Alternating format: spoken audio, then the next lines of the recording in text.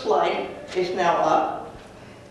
It says the title of my presentation, Not Your Superhero. We are not your superhero for the full title, but that's also the name of the series, so I'm just altering it a little. My name is Barbara Robertson. I'm a case manager here with Multnomah County's Aging, Disability, and Veteran Services here in Portland, Oregon. Now, a little background about me and what draws me to this subject. I became hard of hearing at the age of 5 when I lost my hearing in my left ear and a little bit in my right. Now, over the years, especially during my college years, I came to realize that many of the kinds of limitations I was experiencing were shared by people with a wide variety of disabilities. Didn't matter whether it was visible, invisible, what the nature of the disability was. So I came to identify myself as a person with a disability. Once I realized that mine was part of a larger shared experience that needed to be understood as a kind of minority group. Now this slide that I just put up is a general outline of what I plan to cover today. First, there's the big challenge, unconscious theories about disability. And in this part, I'll go over models of disability and their implications. Then on to problems with how we're represented, the real issues we face, changing our lens on disability, focusing on universal design, and finally opening it up to question and answer and discussion in general. So that's what I plan to cover today. My most important goal today, I want to emphasize this, is to help equip you to be stronger allies to people with disabilities in addressing some of the real issues that we have. So first, the big challenge. The theories that people often unconsciously hold about disability. And to tease this out better, I'll go over several models of disability that seem to guide approaches to disability the most. You can call them perspectives, theories, lenses, views, whatever frameworks, whatever helps you understand them best. I may use these terms interchangeably. So this slide that I just put up says models of disability across the top, and it has 3 columns. On the left is the moral model, and I'll be going over each in some detail. In the middle is the medical / rehabilitation or rehab model. And on the right is the social / interactional model. So that's the general outline here. The moral model of disability, interestingly, is often left out when people go over models of disability. But I think it's important to include still, as it seems to color people's perceptions of us and how they treat people with disabilities. So now in this particular model, moral model, disability is seen as a personal failing or tragedy. I'm now going down this column on the left. Any problems associated with disability are seen as internal to the person. Okay? And how to solve it, personal merit or effort. Maybe praying, try harder. It's a big one. One way that I think the moral model still shows up, that is still very much alive, someone uses a handicap parking spot, and they have a placard to use that spot. Often they'll encounter silent and sometimes not so silent judgment if they're seen walking. What others in that situation may not understand is that this person may be able to walk only a short distance due to limited lung capacity, or a condition that makes their legs weak, so that if they try to press themselves to walk further, they may have an injury from a fall. But because their disability is invisible, they're often seen as fakers, who, if they tried hard, wouldn't need that spot. Certainly not as much as someone with a visible disability. Another example, which I'll draw from my own experience, when I was in grade school, the only real accommodation that was available was to stick me up in the front of the classroom so I could hear as well as I could. But I would struggle through the day to understand everything that was being said around me. At the end of the day, the other kids would bound energetically for the door, and I would just pick myself up, flattened from the effort it took to get through the day. So on one particular day in 5th grade, as I was feeling this exhaustion at the end of the day, I realized I had not heard the homework assignment all that clearly. So I went up to the teacher. I said, yeah, I'm sorry, I didn't catch the homework assignment. What was it? She looked at me and she said, you need to try harder. If you tried harder, you could hear better. As depleted as I already felt by the effort of trying to get through the day, and just to be a good student and a good kid in general, this was profoundly demoralizing. As evidenced by the fact that decades later, I can still recall this very clearly. I had other incidents, but this one stood out. Try harder as a mantra only goes so far. Oops. After that, it becomes oppressive and damaging. Now moving on to the next model of disability in the second column, the medical rehab model. It sees disability as a physical impairment. Any problems related to it, again, are still located within the person. It's internal to the person, it's on them. And the solutions in this case, they're a bit different from the moral model. Here, they need to be fixed. Could be a medical professional, could be a voc rehab counselor, but they need to be fixed in order to fit in. One implication of this model, is this sound quality okay? Am I getting feedback? Just a little bit? Maybe these. Okay, I'll try to stay away from those. You don't get okay. All right, one implication of this model is the expectation that people with disabilities would surely avail themselves of any medical option to get rid of their disability. But most medical treatments may be only a partial solution. So you could have a person with a mobility-related disability getting unsolicited advice like, have you heard about this surgery? You should try this, it could help you walk again. But it's possible that that person with the mobility-related disability has had surgery after surgery, and by now is leery of the very real risks and side effects associated with yet another surgery that might not even guarantee them much improvement. Another example from my own experience, I'll try to drop some of these out.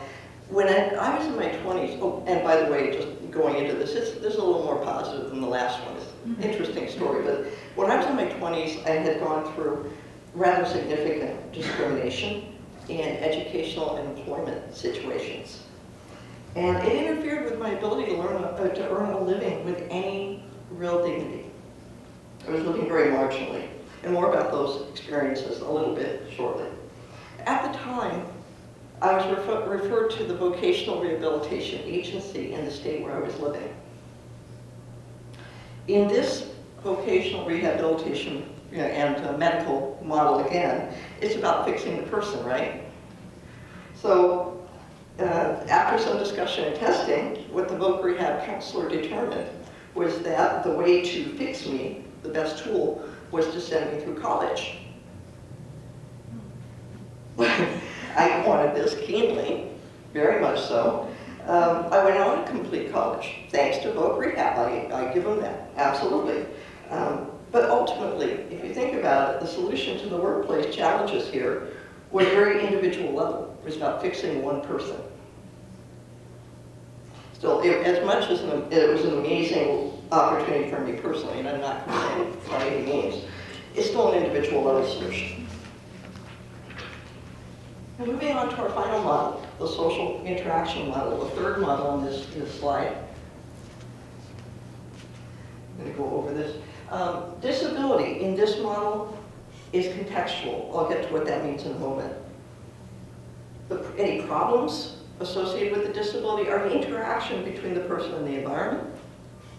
The solution external constraints or barriers need to be removed. So, what does it mean that disability depends on the context? An example.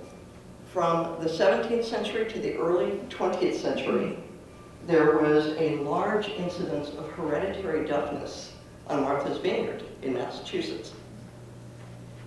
Over the years, the people on Martha's Vineyard who were deaf were so fully integrated into the life of the island because sign language was used everywhere. Nora Gross, an anthropologist, she studied this population and wrote a book on it called Everyone Here Spoke Sign Language. I have it in my list of resources for you if you're interested in following up on that. Highly recommend it. She found that the islanders sometimes later on could not even recall if a given individual was deaf or not because they fit in so completely in the social linguistic environment. There was no distinction. There was no disability. In this model of disability, the limitations are not seen as internal to the person. It's an interaction between the characteristics of that person and the characteristics of the environment. The solution is, again, to remove any barriers that could be interfering with that person entering and participating fully.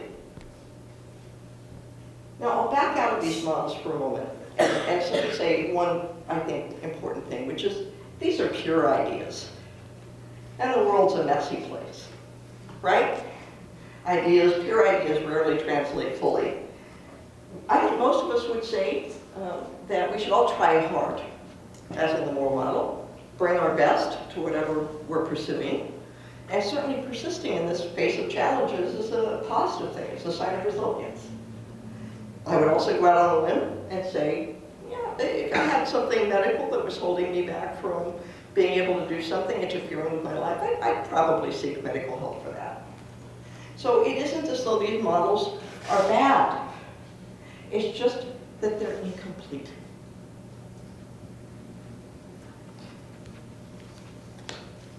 They don't address the most common barriers that are in our way. And those are societal, external barriers. The Americans with Disabilities Act was passed in 1990. It explicitly addresses societal barriers to people with disabilities. It raised some awareness, I think, about these barriers and about the civil rights aspect of the issues that we face.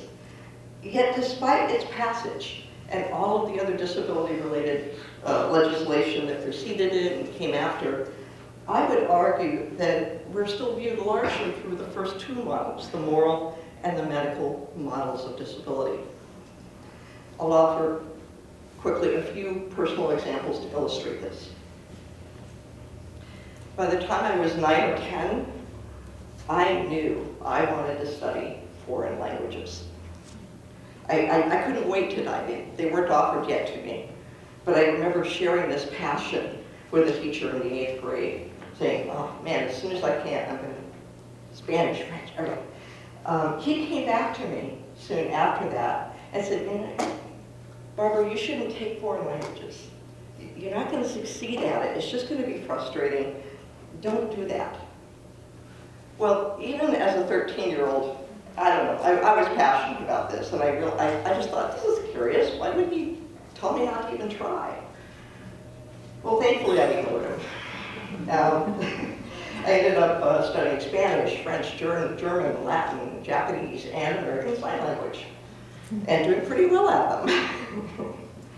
But I need to think how other kids, maybe a little less passionate, maybe a little more uncertain about their interests, might be dissuaded from trying something new, like music, science, art, on the basis of poor advice from a similarly misguided teacher.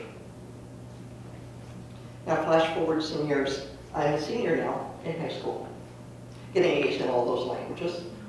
I'm an active member of the International Club, the German Club, the Spanish Club. I applied to study abroad that year, of course. I remember walking into the room to be interviewed by the adults for the local AFS, study abroad organization. As I was walking in, I felt a weird energy that I don't remember ever encountering before that day. The way they looked at me was dripping with pity and condescension. I was stunned that as accomplished as I was on paper, they would look at me this way. Not long after, I was eliminated in the first round for study abroad. Now, around that same time, I was working part-time in the local bowling alley, very close to home, in the snack bar. And I was very much a part of the community there. The families, the whole bowling community there. It was just a blast, and I was well accepted. I wore visible hearing aids, but no one seemed to really notice or remark on it much. Then the owners put in a new restaurant. They expanded, they added a restaurant, and brought in a new manager for both the snack bar, where I worked, and the restaurant. Not long after this, the new manager pulled me aside and said, "A hard-of-hearing person has no business working with the public." And he fired me. Final story. A year or so later, I've graduated from high school, and I'm looking for work. Now, this was at a time when Oregon had a 9 or 10% employment rate. It was pretty high, and it was hard for anybody to find a job. But I applied to as many places as I could. And I was thrilled to hear back from one of our local tech companies. I won't name which one. The reason I was especially excited to hear back from them because I had many classmates who walked in there for an interview on the basis of a high school education and walked out with a great job, great benefits. And without going into it with too much detail, as far as I'm concerned, it's old history that's mostly healed. It was critical at that time for me to find a job and get my own place. It was just a rough time. So I go to this interview, just feeling all kinds of hope and excitement for my future. And I'm seated across from this interviewer in this kind of echoey, noisy setting, and she asked me, "Ms. Robertson, do you have difficulty with your hearing?" And I naively say, "Well, yeah, I'm deaf on this side, but I hear pretty well on this side." And she kind of hung her head and reluctantly said, "I'm sorry, we can't use you." And I said, "Well, different position? Maybe one that doesn't," "No, I'm sorry, Ms. Robertson, we can't use you, your hearing." This is before the Americans with Disabilities Act passed. It was legal, it was okay to say and do those things. So there I was.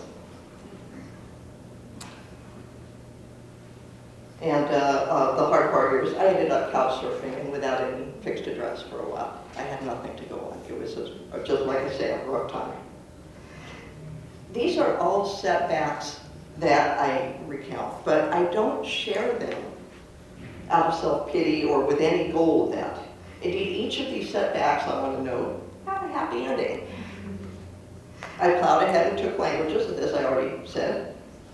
And that manager who fired me from the snack bar at the bowling alley management was so angry at him, they fired him and hired me right back.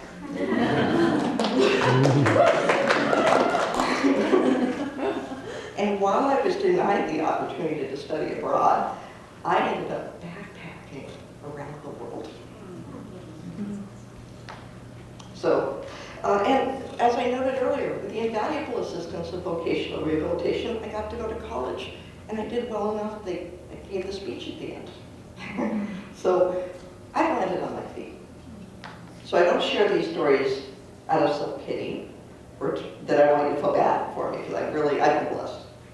The point of my sharing these stories is to illustrate that none of the barriers I experienced would have been addressed by the moral model, nor ultimately by the medical rehab model.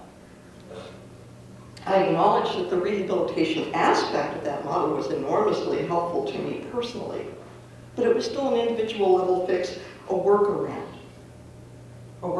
and it didn't deal with the real issue, which was the discrimination.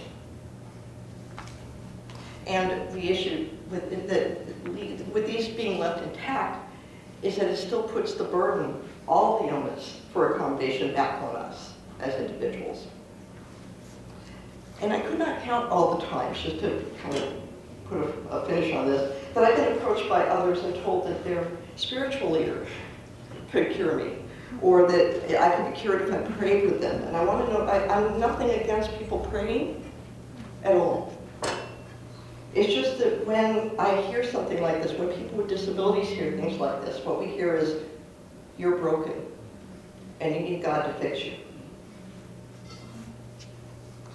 And I've heard it from so many others, I know this is not a unique phenomenon. Now, these moral and medical models of disability are heavily reinforced, I believe, by media depictions of us as objects that tug at your heartstrings. I've just put up a picture of a little kid running on metal prosthetic running blades. The text on the picture says, but seriously though, what's your excuse? Or what was your excuse? The next picture I'm putting up shows a young disabled girl, mouth open, with text that says, this little girl, despite her disability, shows her beautiful voice. So inspiring. Heart.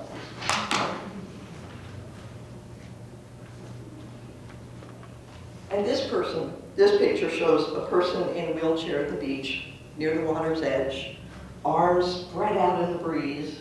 The text says, never ignore somebody with a disability. You don't realize how much they can inspire you. Share if you agree.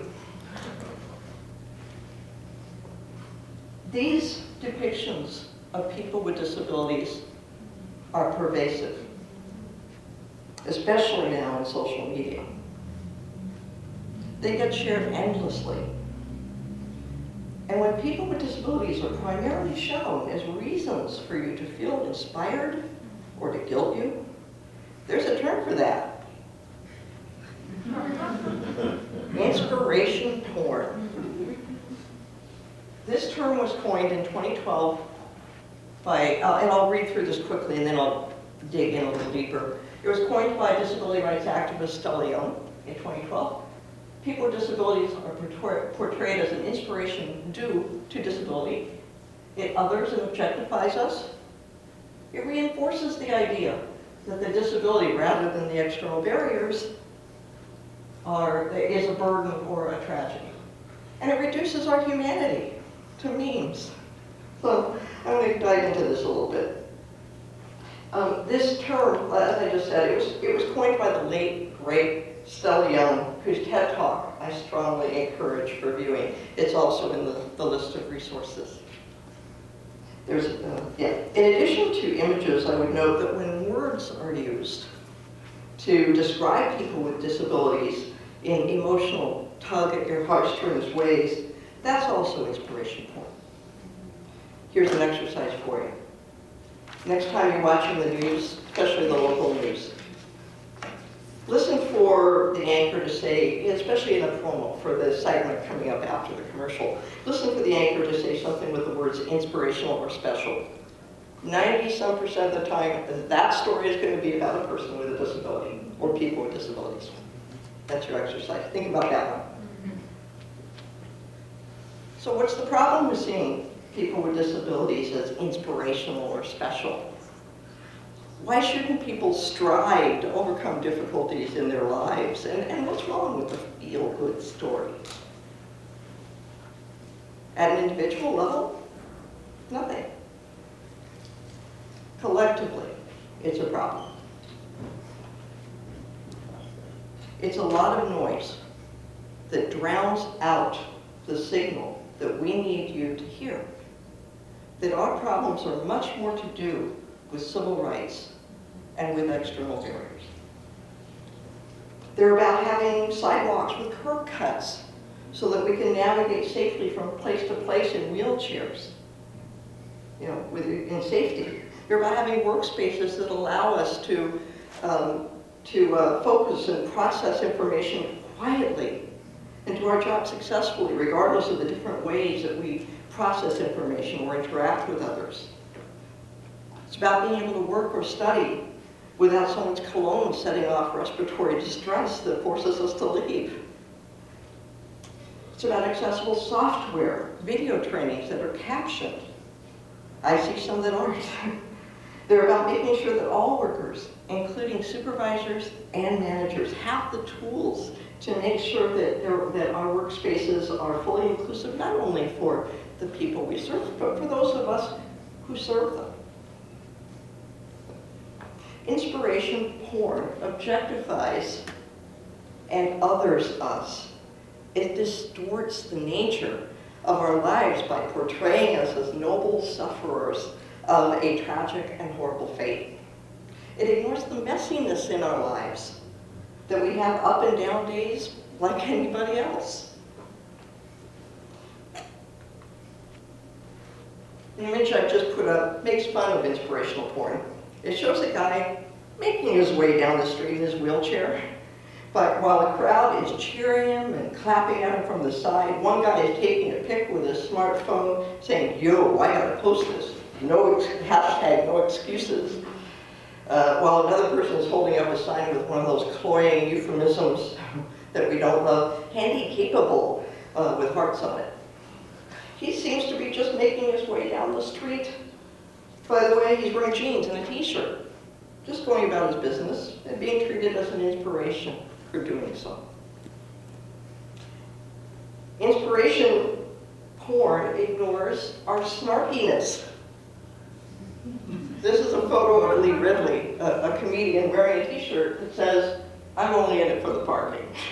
And it shows a figure in a wheelchair with arms raised joyfully. Inspiration porn reduces us from full, complex human beings who swear in traffic and volunteer on committees and study and work much like anyone else, even if it looks a little different at times. One of the most common disability memes that I've seen is an image of a person with a disability doing something athletic, saying the only disability in life is a bad attitude. I'll let Stella Young speak to this one. This is a picture of Stella with text that says, that quote, "The only disability in life is a bad attitude." The reason that's bullshit is, no amount of smiling at a flight of stairs has ever made you turn into a ring. No amount of standing in the middle of a bookshelf and radiating a positive attitude is going to turn all those books into Braille. And she looks kind of cheeky in this. She has a cheeky, determined look on her face. I love this. As I view it, I get it. But one way of understanding the effect that inspiration porn has on people is that it's a kind of sugar buzz. Think about that for a moment. It gives a kind of rush. It's drama. Consuming much of what we usually call porn can result in distorted sexuality, distorted perceptions of women. I would argue that consumption of inspiration porn also distorts and reinforces stereotypes about people with disabilities. It distracts from the greater, more critical struggle of attitudinal, built, institutional barriers that continue to hold us back. And through the continued dominance of these kinds of images, it keeps putting much of the responsibility, again, right back on us. Okay. So here's one thing I will ask of you. To observe critically when you see or hear inspiration porn. To understand it for the sugar buzz that it is. To refrain from sharing these images on social media, and to be an ally and interrupt when you see inspiration porn or you hear inspiration porn, even if it's just to yourself. Just be aware of it. Day in, day out, the kinds of challenges we face are relatively mundane. One of our AdAPT members, whose deaf waited years to get a fire alarm that would be installed within her sightline and flash so she could see. Several of us deal on a regular basis with lack of understanding around scented products, which interfere with our ability to breathe without getting a headache or respiratory distress. We deal with software that's inaccessible, or lack of clarity about getting interpreters for meetings, or desks and cubicles that aren't set up in flexible ways so that we can operate effectively in them. And remember I mentioned sidewalks with curb cuts? ODOT just found that statewide, 97% are not ADA compliant. It's not as sexy as the sugar buzz, but it's real. So how to move forward and maybe move us away from the sugar buzz of inspiration porn toward a fuller diet. Sorry, it's lunchtime. I probably should refrain from food references. I've just put up a slide that says a new lens, universal access. As defined, environments that are accessible to all, regardless of age, abilities, or physical characteristics like height or size. Several examples. Fire alarms with flashing lights. I don't have that noted up there, but that's what I mean. Video phones, interpreter access, caption videos, easily configurable cubicles, buildings accessible, both entering them and leaving and within them. Okay, so that's the overall. And let me see, it means that every fire alarm in every county facility should have lights that flash. Everyone. Someone could be wearing headphones, listening to music. It's important to have these things be visual as well. Every phone could have or be adapted to have a camera and screen so that deaf employees could use video relay and call out or receive calls. They could hold any job where they're just calling out to clients, whatever. They would be more fully included. And while on deaf and hard of hearing access, our interpreter contracts that are set up, the current 3 don't include a very good options for ASL. So adding one that's clearly where they have a good bench of ASL interpreters that are certified, very important. We don't have that currently, and people have to fumble around to get this information. It means offices and cubicles, like I said, that are easily configurable. It means having the best quality voice dictation and screen reading software, and making sure it works with the other systems that the employee needs to use. Another great example, by the way, of universal design here in Portland are TriMet buses. Each one is equipped with a ramp that folds out as needed, and each one kneels. That hasn't always been the case, but for a long time now it has, and that's universal design. And it isn't about catering to a special population, if you think about it, right? It's someone who's pushing a stroller, someone who's rolling a grocery cart. It's for anybody. It's for the little kid that's trying to make that step. There's less of a gap when it kneels. You can be our allies in pressing for accessible environments and policies. You can be our allies in IT and be proactive in locating and providing hardware and software solutions for a variety of accommodations, which I should note, kudos, they're already on top of that, I feel. You can be our allies in facilities and make sure that the structures of our cubicles and offices can be configured without much effort and not having to wait months in order to make them so that we can work successfully within them. You can be in county leadership and champion approaches in contracting, building, leasing, policies, and planning that are as inclusive as possible upfront. So we don't have to circle back and work case by case by case. A few final thoughts. One is a theory that I've held for a long time. First of all, briefly go through the slide, then I'll go into it. Disability and full personhood, not allowed to overlap. I'll go into that in a moment. A parent disability might not be treated as a full person, personhood left at the door to enter. Hidden disability might have to prove need for accommodations. The disability is left at the door to enter. Next item, disability isn't static. And under that, functioning after acquiring a disability can improve over time. And functioning can be worse on a day when the person is tired or sick. And finally, disability isn't always a negative experience. So these final thoughts, this theory that I've been holding for a long time, I don't think that people with disabilities will be fully included, or maybe another way of putting it on the positive. I think a good sign that people with disabilities are being fully included is when we see that a person with an apparent disability can walk in, and instead of their companion being asked, well, what would she like? Which happens. Also with people who are older, I see that happen. In that situation, it's like their humanity isn't in the door, their disability is. And then you have the flip side, people with hidden disabilities who often face the double hurdle of having to prove that they need the accommodations in the first place, then getting them. In either of these situations, a person is being treated as either fully human or fully disabled, but they're not allowed to be both at the same time. They're not allowed to overlap.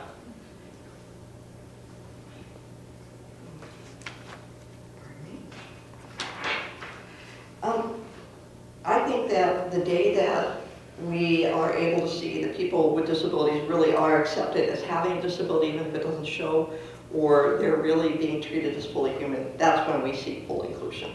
So that's my first theory. Second item, disability isn't static. Disability isn't either or, and this is something I've encountered all my life. A person with chemical sensitivity may experience it worse the day after they've had a different exposure. It may set them up. So something they may have been exposed to before, they might respond to it differently than on a day after they've been hit with another exposure. A person with limited sight or hearing might not hear or see so well on days that they're tired or they're not feeling well. Ditto for people with mobility disabilities. It isn't a stable level necessarily, but people with disabilities are often held to this for some reason. Well, you seem to be doing better today, why can't you do that on every day? It's like there's a push, again, the try harder thing. I think, again, the moral model still filters through. Related to that, just because you have a disability along a certain dimension doesn't mean you're not going to explore or try to experience things. For example, I'm hard of hearing, but I've always enjoyed music. I enjoy foreign languages, as you know. I recently became a licensed amateur radio operator. Now, the other guys in the club wear hearing aids too, given the population, but it's kind of funny. I joke with them that they're catching up to me.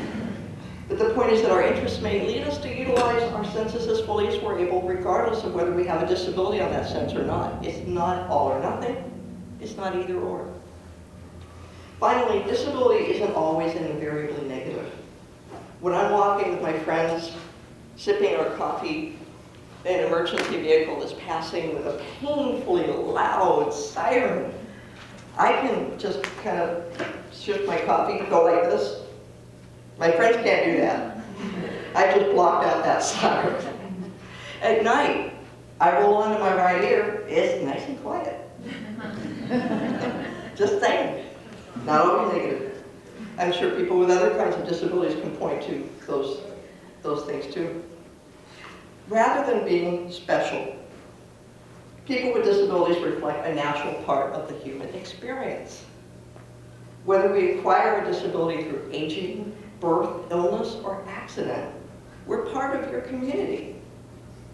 Included in every age, race, ethnicity, religion, economic status, gender, and sexuality. We aren't here to be anybody's superhero. That's too small of a role. We want to be out there alongside you, fully included in all of life's opportunities. Thank you.